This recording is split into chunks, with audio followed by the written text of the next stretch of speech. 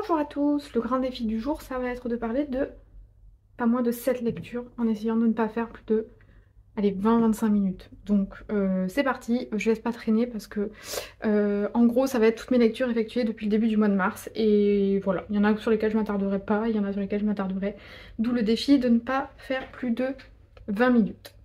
On commence tout de suite avec la première lecture que j'ai faite en ce début du mois de mars et c'est ma plus belle et c'est celle sur laquelle je risque de parler le plus longtemps, c'est Je pleure encore la beauté du monde de Charlotte McConaghy, publiée ici, très très belles éditions Gaïa. Voilà, donc qui a été un immense coup de cœur, je crois que sur Livre Addict, je ne mets jamais plus de...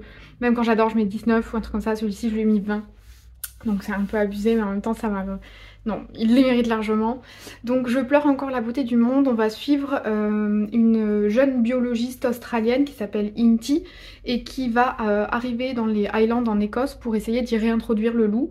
Évidemment elle va se heurter à l'hostilité des agriculteurs et des paysans locaux qui sont contre la réintroduction du loup.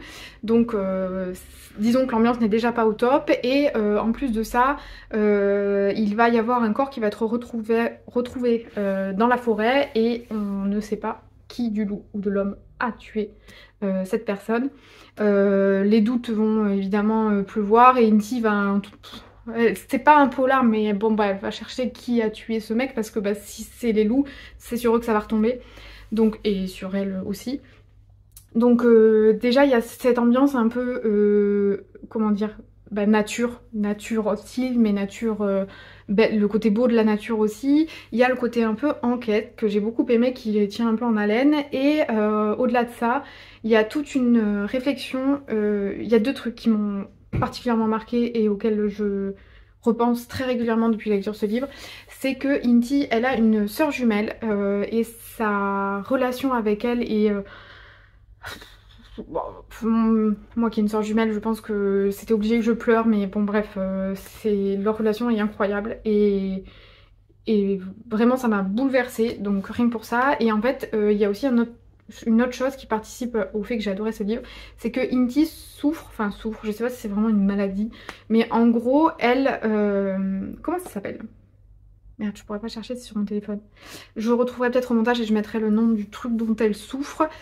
Ici, c'est en fait quand elle voit, c'est un genre de la sensibilité visuelle, quelque chose comme ça. En gros, si elle voit quelqu'un se faire mal, elle a mal.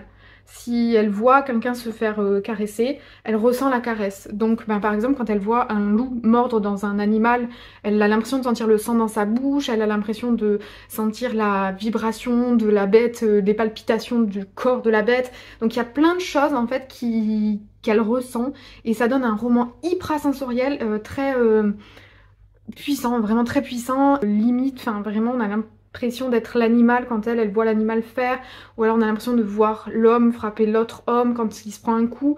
C'est très bien retranscrit, j'ai adoré la langue, j'ai adoré la traduction est super, elle est faite par Marie Chabin, voilà. J'ai tout aimé dans ce livre, j'ai aimé le fait que ça soit à la fois haletant, à la fois, ben oui on a ce côté qui pourrait être un peu appelé nature writing, mais en même temps ça n'est pas. C'est un melting pot de plein de choses, de quêtes personnelles, de choses liées à la famille. Il y a aussi bah, évidemment toute la question de la réintroduction du loup, donc la nature, ce que l'homme fait, bah, qui est le prédateur du loup ou de l'homme. Et j'ai adoré le personnage d'Inti. La fin est un peu... sans trop en dévoiler, mais ça peut être... Pour certains, je pense que ça peut être peut-être un peu too much, ça peut être vu comme un peu trop, mais moi je trouve que c'était parfait et j'ai adoré ce livre. Il fait très exactement 350 pages et je l'ai dévoré, je vous le conseille absolument. En plus il est beaucoup trop beau, donc vraiment foncez sur ce livre, j'ai adoré. Le deuxième que j'ai lu, je vais en parler plus rapidement, c'est À moi la nuit, à toi le jour de Bess O'Leary. Publié ici au livre de poche, donc qui vient de sortir en poche. Ça raconte l'histoire en fait de Tiffany et Léon qui ont tous les deux des problèmes de fric et pour trouver un appartement parce qu'il y en a un qui est à la rue et l'autre non, ils vont se le sous-louer. En gros, il y en a Léon est infirmier de nuit, donc bah, lui il vivra dans l'appartement le jour quand Bess travaillera et quand Léon travaille de nuit, Bess vivra dans l'appartement et les week-ends ils se débrouillent, je ne sais plus trop comment. Et ils ont tous les deux leur vie, ils vont jamais se croiser, enfin jamais. jusqu'à ce que... Mais ils ne sont censés jamais se croiser. D'ailleurs, la copine de Léon s'est arrangée pour qu'ils ne se croisent jamais. Évidemment, ça va... Ils vont se croiser. Donc, c'est une comédie romantique. Oui, mais pas du tout dans le style New Romance, ni etc. où c'est du cul, du drama et tout ça. C'est plus sensible et c'est surtout... C'est pas cucu, parce que en fait il y a aussi des parties de leur histoire qui font qu'on n'est pas tout le temps en train de parler de leur histoire d'amour. Même à la base, il n'y a pas d'histoire d'amour, c'est ça qui prend aussi un peu son temps, c'est-à-dire que ben, ça s'installe. Le roman fait presque 600 pages, ouais, 570 pages. Donc ça s'installe vraiment lentement, leur relation, c'est ça qui est agréable, c'est qu'on n'a pas l'impression que ça tombe comme un cheveu sur la soupe. En plus de ça, on a le droit à des moments de leur vie de chaque côté, c'est-à-dire on a Léon qui essaie de sortir son frère de prison et on a Bess qui a vécu une relation en gros très abusive psychologiquement avec son ancien compagnon et qui a réellement des traumatismes sur ça et on parle de ça, mais c'est fait avec beaucoup de bienveillance, beaucoup de justesse. J'ai beaucoup aimé, c'est léger sans être gnangnan, c'est ce que je disais tout à l'heure, mais ça je l'ai dévoré, vraiment en plus pour de vrai, genre je l'ai lu en une journée. Bon, c'était un dimanche, hein, donc j'avais enfin je n'ai pas que ça à foutre, mais 600 pages, presque 600 pages en une journée, je pense que c'est quand même plutôt addictif. Oui, ça prend son temps, j'en conviens, le début, ben, ils se connaissent pas, ils sont pas censés se croiser, donc ceux qui attendent une histoire d'amour, c'est pas tout de suite. Mais justement, moi je trouve que ça rend agréable, ils vont se laisser des petits post-it pour commencer à communiquer, apprendre à se connaître. Ça m'a un peu rappelé Quand souffle le vent du Nord de je ne sais plus qui, l'auteur. C'était un livre où la relation se faisait par email, et ça m'a un peu rappelé ça, c'est qu'il y a des petits post-it qui sont mignons, il y a des petits post-it qui sont drôles, et puis ils se laissent de la bouffe, et puis... Vraiment très chouette, donc pas du tout malsain. On pourrait penser que comme ils partagent un lit c'est absolument malsain, mais pas du tout. Et il y a des scènes très drôles, il y a des scènes très émouvantes aussi, donc franchement très bonne lecture. Je pense que pour cet été ce sera parfait. Moi j'ai lu maintenant, mais le soleil arrive. Troisième lecture, je vais aller très très vite, c'est Roman Fleuve de Philippe Hume, qui vient de paraître en poche aussi chez Folio.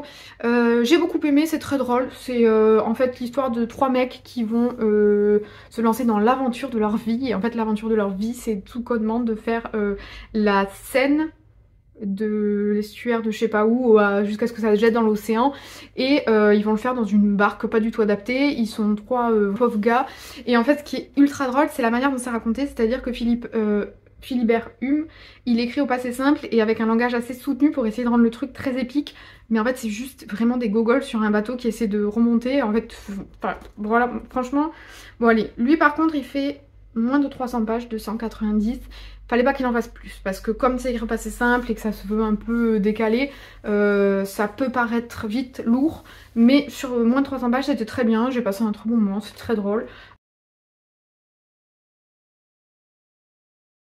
Alors, il existe 2 catégories d'individus, ceux qui prennent des risques et ceux qui n'en prennent pas, les aventuriers et les autres. Me concernant, j'appartiens à la première catégorie. Les aventuriers vivent une vie trépidante et portent des gilets à poche. Ils courent le monde, gravissent des sommets, tombent dans des crevasses, s'écorchent les genoux. Quand ils rentrent à la maison, ils racontent leur aventure en enjolivant à peine, parce que c'est bien joli de ficher le camp aux 500 diables si on ne peut pas en parler en retour, ça ne sert à rien. Quand l'entourage a suffisamment soupé du récit des aventures, il est temps de repartir. Telle est la destinée des aventuriers. Voilà, 3 hommes, un bateau, un fleuve, une histoire qui prend l'eau dès les premières pages. Ensuite, j'ai lu, dans l'ordre de lecture, je crois que le prochain que j'ai lu, c'est Dune. C'est Dune, le tome 1. Comme beaucoup d'entre vous doivent le savoir. Non, pas tout le monde. Si, peut-être quelques-uns. Je fais une énorme fixette sur le film Dune. Je suis peut-être allée voir plusieurs fois au cinéma, le 2. Et j'ai revu le 1. Bon bref, j'ai fait une énorme fixette sur Dune et du coup j'ai décidé de lire le roman. Je pensais que ce serait totalement inaccessible, or pas du tout. Enfin moi j'ai pas trouvé ça inaccessible, je pense qu'avoir vu le film m'a aidé à beaucoup mieux comprendre l'univers et du coup être moins perdue quand je l'ai commencé. Est-ce que je résume Dune ou est-ce que je fais pas cet affront? Non, je vais pas résumer Dune, je pense que tout le monde peut voir à peu près ce que c'est le délire. Juste pour situer, pour ceux qui ne sauraient pas, Dune c'est de la SF, ça date des années 60-70 et c'est très très bien. Alors le seul truc sur lequel je vais revenir, c'est que j'ai beaucoup aimé le livre, je lirai je pense le Messie de Dune mais pas après parce que je crois qu'après c'est les enfants, en fait il n'y a plus Paul Atreides et tout ça, donc je pense que je lirai le Messie mais je lirai pas les enfants de Dune par exemple, je finirai l'arc, mais c'est pas un arc avec Paul Atreides. Le seul truc qui me chafouine, mais je m'en doutais, donc ça me chafouinait, c'est que ils ont, mais c'est très bien, ils ont rendu le personnage de Shani beaucoup plus consistant et intéressant dans le film qu'elle ne l'est dans le livre. Et c'était... Je m'en doutais, mais c'est vrai que du coup dans le livre, c'est pas vraiment le personnage féminin le plus important. Le personnage féminin le plus important dans le livre, c'est la mère, ce qu'on devine quand même plus ou moins par le film. Et c'est un peu métaphysique, c'est quand même très dans tout ce que c'est par rapport à faire de quelqu'un un peu le messie des autres, le mec, la légende, la prophétie qui va guider tout le monde jusqu'à une guerre sainte. Enfin, c'est très métaphysique mais accessible. Donc je sais pas si c'est compréhensible ce que je dis, mais je pensais vraiment que ce serait beaucoup plus perché et en fait pas du tout. Il paraît que le 2 est quand même beaucoup plus perché. On verra, il fait quand même beaucoup moins de pages parce que le premier fait 1000 pages, le deuxième en fait genre 300. Donc j'ai beaucoup aimé, je lirai le 2, je m'arrêterai là. Par contre, Denis Villeneuve a dit qu'il ferait certainement d'autres films avant de faire le 3 de Dune. Donc je suis très triste, je vais devoir encore une fois regarder le 1 et le 2. Voilà, c'était ma petite intermède Dune. Ensuite, j'ai lu... Qu'est-ce que j'ai lu ensuite? Si, j'ai lu le nouveau Flore Vesco de Délicieux Enfants paru à l'école des loisirs. Pareil, je vais pas m'attarder. Si vous avez lu D'or et d'oreiller, je pense que de Délicieux Enfants peut vous plaire. C'est une revisite du conte du Petit Poucet. J'ai bien aimé, mais...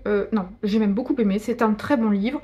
Mais j'ai toujours quelque chose à dire. Vous avez le droit de dire que j'ai toujours quelque chose à dire, c'est vrai. Mais quand on a lu D'or et d'oreiller, et même un petit peu ses livres d'avant, je trouve que c'est pas... pas qu'elle se renouvelle pas, mais c'est des contre-visités à la sauce féministe et florvescoienne, ça ne se dit pas. Mais du coup, pour moi, c'était un peu... Ça va être un peu méchant, alors que j'adore ce qu'elle fait, donc c'est... Il faut vraiment l'atténuer, mais c'était un peu du réchauffé. Mais ça reste un très bon livre, très bien écrit, très bien construit. Vraiment, si vous avez aimé D'or et d'oreiller, c'est sûr et certain que vous allez aimer De Délicieux Enfants. Et si vous n'avez pas lu l'un des deux, je vous conseille de découvrir Flore Vesco parce qu'elle a une plume superbe. Je pense plus accessible aux jeunes adultes et aux adultes qu'aux enfants. Mais de toute façon, ces romans ne sont pas à lire avant 13 ans. Donc j'ai bien aimé, mais j'espère que son prochain, ce sera autre chose. Parce que là, je commence à... pas à me lasser, mais ça tourne un peu en rond. Ensuite, j'ai lu... Qu'est-ce que j'ai lu en dernier? J'ai lu le dernier roman de Marie Vareille, La dernière allumette, publié là il y a pas longtemps chez Charleston. Marie Vareille, j'ai une relation amour-haine avec elle. C'est que j'ai adoré certains de ses romans et j'en ai vraiment littéralement détesté et abandonné d'autres. Donc je suis partagée, il y a plein de choses que j'aime chez elle dans ses livres et il y a d'autres choses que je n'aime pas du tout. Celui-ci était plutôt une bonne pioche. On va suivre une femme qui est mutique chez les bonnes sœurs. Bon, elle est chez les bonnes sœurs, elle ne parle plus, ça se voit qu'elle a été traumatisée par quelque chose et son frère vient lui rendre visite régulièrement et lui raconte notamment sa rencontre avec une femme qui s'appelle Zoé. Et en fait on va suivre à travers le regard de cette femme mutique et enfermée dans une abbaye, je sais pas si c'est une abbaye, elle va raconter l'histoire de son frère et de Zoé, sa future femme, sa future compagne. Et pour ça elle va nous faire revenir sur son enfance à elle et à son frère. Et elle va aussi faire des petits apartés avec Zoé et la relation avec son frère. Tout ça pour en venir à une thématique bien précise qu'on devine assez facilement mais qui est quand même bien traitée. Elle refait ce qu'elle avait déjà fait dans La vie rêvée des chaussettes orphelines, je crois que c'était ça. Où elle fait un plot twist, à un moment il y a vraiment un retournement de situation. Je l'avais presque... J'aurais pu ne pas le deviner si j'avais une lecture moins attentive, mais j'avoue qu'à un moment j'ai décelé un petit indice et ça m'a fait revoir tout le reste et du coup je m'en suis un peu... Voilà, je l'ai deviné, mais ça n'enlève rien au reste de la lecture. C'est une bonne lecture qui a une thématique intéressante évidemment et importante, donc bah, franchement bonne lecture, ça se lit tout seul. Après je trouve toujours qu'il y a un peu trop de... En plus, non mais je vais pas dire ça parce que quand je vais parler du roman d'après, je vais avoir l'air de me contredire. Mais je trouve que parfois il y a un peu trop de drama. Mais ça participe au fait qu'on s'attache au roman, que quand c'est des romans quand même qui se finissent généralement plutôt bien, même s'il y a toujours des nuances. Mais du coup, c'est vrai que je trouve que parfois, il y a 2-3 scènes qui sont un peu pour appuyer sur la corde sensible. Pas besoin de mettre du drama quand on est déjà attaché au personnage. Et là, quand il arrive certaines choses, je me dis bon, est-ce qu'on en rajoute, est-ce qu'on en rajoute pas?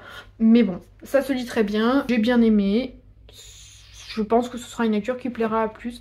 Mais si, comme moi, vous vous méfiez de certains romans de Marie Varey, celui-ci est une bonne pioche. Et le dernier que j'ai lu, c'est pour ça que vous allez vous moquer quand je vais vous dire que, que je parle de drama alors que ben, c'est du pur drama. J'ai lu le tome 3 de la saga Seasons de Morgane Moncomble, donc c'est Un printemps pour te succomber. J'ai beaucoup aimé les deux premiers, j'adore ce que fait majoritairement Morgane Moncomble, j'ai pas du tout aimé ses premiers, je crois que c'était, comment ça s'appelait?